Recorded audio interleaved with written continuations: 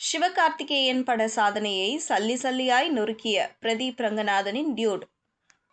வணக்கம் செய்தி புனல் நேயர்களே. சிவகார்த்திகேயனின் மதராசி படத்தை விட பிரதீப் ரங்கநாதன் நடித்துள்ள டியூட் படத்தின் OTT உரிமையை நெட்ஃபிளிக்ஸ் நிறுவனம் அதிக தொகைக்கு வாங்கியிருக்கிறது. ரவி மோகன் நடித்த கோமாளி படம் மூலம் இயக்குனராக அறிமுகமானவர் பிரதீப் ரங்கநாதன்.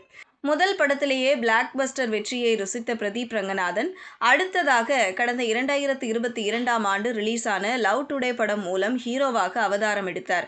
அதிலும் வெற்றி கண்ட பிரதீப் முதல் படத்திலேயே 100 கோடி வசூல் அள்ளிய முதல் ஹீரோ என்கிற சாதனையை படைத்தார். இதன் பின்னர் தொடர்ந்து ஹீரோவாக நடிக்க முடிவெடுத்து அவர் தேர்வு செய்து நடித்த படம்தான் டிராகன்.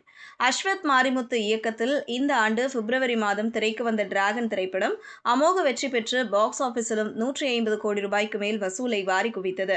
அடுத்தடுத்து பிரதீப் ரங்கநாதன் நடிப்பில் 2 படங்கள் தயாராகி வருகின்றன. அதில் ஒன்று விக்னேஷ் சிவன் இயக்கிய லவ் இன்சூரன்ஸ் கம்பெனி. இப்படம் வருகிற செப்டம்பர் மாதம் திரைக்கு வரவுள்ளது. இது தவிர அவர் கைவசம் உள்ள மற்றொரு திரைப்படமான டியூட் வருகிற அக்டோபர் மாதம் தீபாவளி பண்டிகைக்கு ரிலீஸ் ஆக உள்ளது.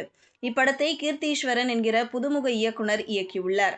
இப்படத்தில் பிரதீப்புக்கு ஜோடியாக மமிதா பைஜூ நடித்துள்ளார்.